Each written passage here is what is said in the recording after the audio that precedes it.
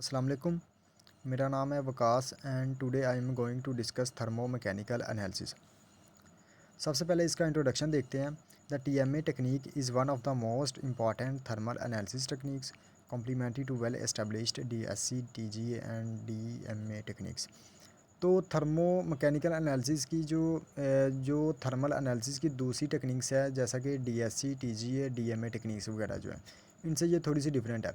It is an excellent tool for studying the expansion behaviour and softening temperature of various materials such as thermoplastics, thermosets, elastomers, adhesive, coatings, films, fibers, metals, ceramics and composites। तो ये जो materials है, thermoplastic, थर्मोसेट्स वगैरह, ये एडिजिव्स, coating films वगैरह, इनके एक तो है एक्सपेंशन बिहेवियर और दूसरा इनकी जो सॉफ्टनिंग टेम्परेचर है ना, उसकी ये बारे में ये स्टडी है। Thermomechanical analysis is also very sensitive method and can be used to determine weak physical transitions that are associated with the changes in modulus, curing and dilimation। तो ये कुछ ये जो मटेरियल्स हैं, इनके एक्सपेंशन बिहेवियर और softening temperature के अलावा ये इनके मॉडुलस, क्यूरिंग और डिलेमिनेशन वगैरह की फ़िज़िकल ये जो ट्रांजिशंस होती हैं, मॉडुलस, क्यूरिंग और डिलेमिनेशन, इनके बारे में ये स्टडी करती है। ठीक है, इनको जांचने के लिए भी ये इस्तेमाल हो सकती है। तो ये ग्राफ जो है वो यही बता रहा है मॉडलिंग वगैरह, इसके बाद ये फ़िज़िकल ट्रांजिशन के बारे में बता रहा है। तो आप देख लें, ये आपको वाज़ेह नज़र आ रहा है कि सबसे पहले देखिए ग्लास से ट्रांजिशन, उसके बाद ये विद इन टेम्परेचर है कि जब टेम्परेचर हाईएस्ट किया था है तो उसकी ट्रांजिशन हुई। सबसे पहले मैं कोई भी चीज़ उसकी ट्रांजिशन हुई, ग्लास ट्रांजिशन। इसके बाद वो कूल क्रिस्टलाइज बनाना, कह लें कि क्रिस्टलाइजेशन शुरू होगी, इसके बाद वो मेल्ट हो गया। तो ये डिफरेंट टेम्परेचर के ऊपर जो है वो इनकी ट्रांजिशंस है, फिज़िकल ट्रांजिशंस है मटेरियल्स की। तो TMA allows to measure thermal expansion and shrinkage behavior, softening and changes in mechanical properties of materials induced by physical or chemical transition such as glass transition, crystallization, melting and query. तो वही चीज़ है कि जो graph में discuss की गई है कि ये टेम्परेचर के लिहाज से उनके बिहेवियर के बारे में है कि वो चीज़ें जो हैं वो मेल्ट होना शुरू हो जाती है। ठीक है, एक्सपेंशन विद इन टेम्परेचर के साथ वो एक्सपेंड होना शुरू हो जाती है और क्रिस्टल भी बना लेती हैं, और एट द एंड वो श्रिंक होके मेल्टिंग पॉइंट भी कह लें कि मेल्ट भी हो जाती है। इसके बाद देखें हो the TMA technique works. TMA technique किस तरह काम करती है। TMA measures the dimension changes of a material as a function of the temperature in a typical TMA experiment. The sample is placed on the sample support and a constant load is applied to it via the measuring probe. The probe remains in contact with the sample and moves upward or downward as the sample length. In this case the sample thickness changes with temperature। तो ये उसका बताया हुआ है कि TMA technique का principal क्या है या किस तरह ये वर्क करती है। तो इसमें ये सपोर्ट होती है, सैंपल सपोर्ट होना, इसके बाद कांस्टेंट लोड होता है, मेजरिंग प्रोब भी होती है। और ये उसने बताया हुआ है कि जब वो सैंपल के साथ मेजरिंग प्रोब जो होती है वो अपवर्ड जाती है या फिर वो डाउनवर्ड जाती है, लेंथ सैंपल की लेंथ के साथ वो अपवर्ड जाती है या फिर वो डाउनवर्ड जाती है।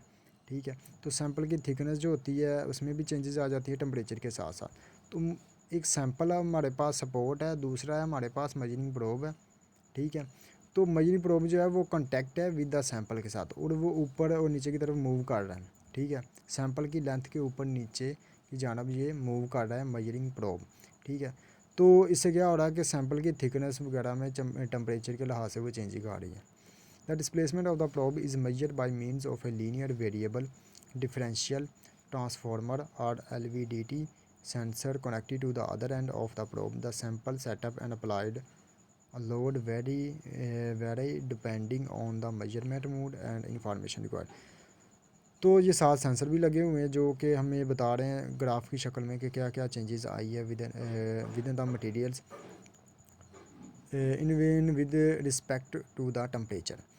तो इसके बाद देखें इसकी इंस्ट्रूमेंटेशन। थर्मो मैकेनिकल एनालिसिस में इंस्ट्रूमेंट्स कौन कौन सी यूज़ होती हैं, इनकी इंस्ट्रूमेंटेशन क्या है। तो सबसे पहले operating the TMA। The instrument is warmed up before putting the sample is prepared by according to the modes used. For example, the sample should be flat for compression, modes to make sure the sample is in a good contact with the probe। तो सबसे पहले जो sample जो होगा उसको warm करें, ठीक है। इसके बाद मूड्स यूज्ड, डिफरेंट मूड जो इस्तेमाल किए जा सकते हैं। सैम्पल जो होता है वो कंप्रेशन मूड्स उसका फ्लैट होना चाहिए। इसके बाद and should be in contact with the probe, probe के साथ उसका कॉन्टैक्ट होना चाहिए। तो the sample is put into the furnace and probe attached the sample, the probe is integrated into an adductive inductive position sensor for temperature measurement of the sample, the thermocouple is placed near the sample. तो ये आगे एक diagram बनी हुई है point 2 के बाद, point 2 और पॉइंट 3 के बाद है। तो इसके बाद आता है calibration of the instrument. The calibration of the instrument needs to be done before using the TMA।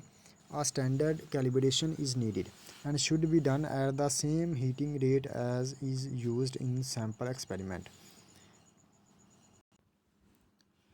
तो ये देखें calibration of instrument and moods of operation के बाद ये जो डायग्राम देखें तो इसमें लगा हुआ है ब्लैक जो है प्रोब लगा हुआ है तो इसके बाद है ये it is in contact with sample spot. तो नीचे स्पॉट है उसके साथ प्रोब भी लगा हुआ है और it is also in contact with that of the transformer, जिससे कह लें कि या फिर सेंसर के साथ भी इसका कॉन्टैक्ट है। तो ये मूव कर रहा है अपवर्ड और डाउनवर्ड, ठीक है, जिसकी वजह से विद इन द टेम्परेचर इसमें चेंजेस आ रही हैं इसकी सैंपल की लेंथ के अंदर, ठीक है। तो इसके बाद आए applications of thermo mechanical analysis.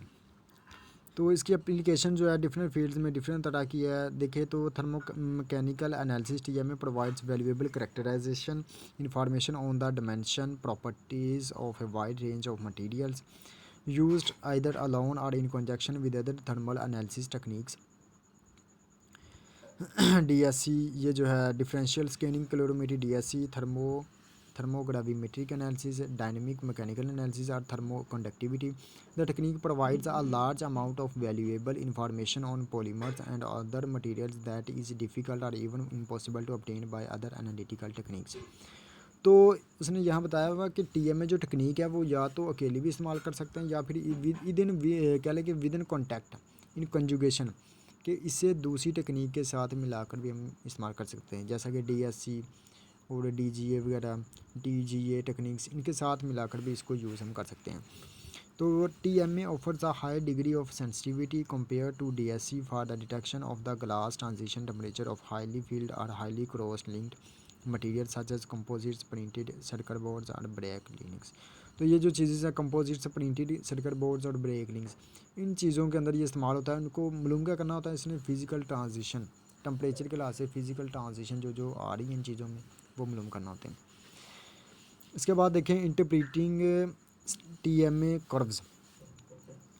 तो ये TMA जो कर्व्स बनते हैं उनको इंटरप्रीट करना कि डाटा इंटरप्रिटेशंस और इनकी लिमिटेशंस वगैरह जो है कह लें कि टॉपिक में आ रही हैं। तो सबसे पहले artifacts can be sometimes be observed in thermo mechanical analysis. तो इसमें देखते हैं when the force exerted by the probe on the sample or fused silica disc covering the sample is very weak, the probe can then begin to jump around or dance on the sample. This leads to an extremely large noise level or spikes if vibration in the building are the cause of the problem। तो ये एक चीज़ है, हमारे पास sample है, ठीक है, उसके ऊपर प्रोब भी है और वो ये कह ला कि डांस कर रहा है, ये मूव अप कर रहा है। प्रोब जो है वो सैंपल के ऊपर जंप कर रहा है। तो जो सैंपल है वो हमारे पास वो फ्यूज्ड सिलिका है, ठीक है। तो इसके बाद उनकी वाइब्रेशंस हैं, ठीक है, वाइब्रेशन जो है पैदा हो रही हैं। Vibrations are building in the building are the cause of the problem. Install the TMA on the stone bench with oscillation dampers otherwise increase the load too. तो वही चीज़ है कि सैंपल हमारे पास फ्यूज सिलिका है, उसके साथ हमने लगाया हुआ प्रोब, ठीक है। प्रोब जो है ऊपर वो जंप कर रहा है, जिसकी वजह से हम क्या होगा कि सैंपल की लेंथ में वो चेंजेस आएगी। उसके साथ ही वो TMA जो लगा होता है तो सेंसर लगा हुआ है और जो सेंसर है उससे हम देख रहे हैं कि विद इन टेम्परेचर में कौन कौन सी चेंजिंग आ रही है, ठीक है। इसके बाद when the surfaces of the sample are not parallel with wedge shaped samples this often gives rise to aircraft that resemble a series of steps. This is caused by sample slipping step wise down the sloping surface of the sample. तो ये different fields में कह लें कि इसकी interpretation of TMA curves की। उसके बाद नीचे ये मेजरमेंट मोड्स में भी यही चीज़ है कि विद इन थर्मल एक्सपेंशन के साथ साथ, ठीक है, dilatometric measurements are use to determine coefficient of thermal expansion. तो वही चीज़ है कि सैंपल है, साथ चीज़ लगाई गई है। सैंपल डिफरेंट तरह के हो सकते हैं, ठीक है, उनकी मालूम क्या करना है, उनकी डिफॉर्मेशन है, उसकी चेंजेस जो आएगी उसकी लेंथ के अंदर वो मालूम करनी है विद इन द टेम्परेचर के साथ। थर्मल एनालिसिस, थर्मो एनालिटिकल जो है, जो है थर्मो मैकेनिकल एनालिसिस, इसके अंदर हमने ये मालूम करना है, ठीक है। तो सैंपल डिफरेंट तरह के होंगे, कोड्स भी हो सकता है, वहाँ पीछे जो लिया था वो फ्यूज स्टडी का था। इसके अलावा जो भी होगा तो वो क्या होगा, ऊपर प्रोब जो है वो जंप करेगा, प्रोब जो है वो जंप करेगा तो वाइब्रेशन पूरा पैदा होगी। वाइब्रेशन का हम क्या कि एरिया वगैरह वो मालूम कर सकते हैं, कितनी वाइब्रेशन पर सेकंड हो रही है। ये सारा सेंसर के अंदर जो है वो by with in the graph हम मालूम कर सकते हैं, और इनकी फिजिकल ट्रांजिशन वगैरह भी मालूम कर सकते हैं। तो आज का मेरा टॉपिक यही था। उम्मीद है कि आप लोगों को समझ आई होगी। अगर फिर भी कोई कह लें कि कोई मिस्टेक है, अगर फिर भी कोई सवाल हो तो आप मुझसे पूछ सकते हैं। Thank you.